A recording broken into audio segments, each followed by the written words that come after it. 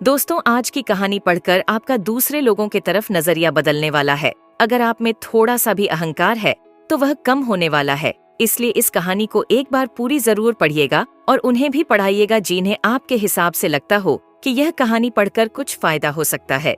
तो चलिए शुरू करते हैं कहानी। यह कहानी एक बहुत ही चालाक और बुद्धिशाली आदमी की है। ये चालाक आदमी हमेशा अपना फायदा निकालने के लिए अपनी चालाकी का, अपने बुद्धि का गलत इस्तेमाल करता था। एक बार इसे पता चला कि किसी एक पहाड़ी की चोटी पर पहुंचकर भगवान से सीधे बात की जा सकती है और उनसे कोई एक अपनी इच्छा पूरी करवाई जा सकती है। वो आदमी किसी तरह उस पहाड़ी की तलाश करके उसकी चोटी पर चढ़ने में कामयाब हो गया और उस चोटी पर जाकर वह चिल्ला चिल्ला कर भगवान को बुलाने लगा। भगवान ने उससे वहां आने का कारण पूछा तो पहले यह आदमी अपनी चालाकी का प्रदर्शन करने लगा। आदमी ने भगवान से कुछ सवाल पूछे। आदमी ने पहला सवाल पूछा, भगवान आपके लिए लाखों साल कितने बराबर हैं? भगवान ने कहा, मेरे लिए लाखों साल 1 सेकंड के बराबर है। आदमी ने फिर भगवान से दूसरा सवाल पूछा, भगवान आपके लिए करोड़ों अरबों रुपए का क्या मूल्य है? भगवान ने कहा, मेरे लिए दुनिया का सारा धन 1 रुपए के बराबर है। अब आदमी को लगा कि उसने भगवान को अपनी बातों में फंसा लिया है, इसलिए उसने अब अपनी इच्छा बताई। भगवान, मैं आपसे 1 रुपया मांगता हूँ। इतना कहने के बाद आदमी मन ही मन मुस्कुरा रहा था कि अब वह दुनिया का सारा धन पालेगा। भगवान ने कहा, मैं तुम्हें 1 रुपया देने के लिए तैयार हूँ। इसके लिए तुम्हें बस मेरी एक शर्त माननी होगी।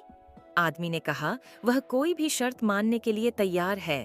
भगवान ने आदमी से कहा, तुम्हें सिर्फ 1 सेकंड इंतजार करना होगा।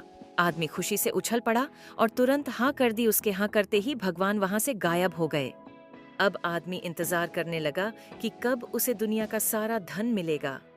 कुछ घंटे बीत जाने के बाद जब वह दोबारा सोचने लगा तो उसे याद आया उसका पहले सवाल का जवाब जो भगवान ने दिया था।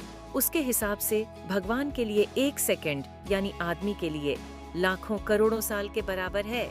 यानी कि भगवान उसे दुनिया की सारी दौलत देंगे, लेकिन लाखों करोड़ों साल इंतजार करने के बाद। ये अद्भुत कहानी हमें बड़ा ही गहरा सबक देकर जाती है। ये कहानी हमें सिखाती है कि कभी भी हमें हमारे सामने वाले को कम नहीं समझना चाहिए।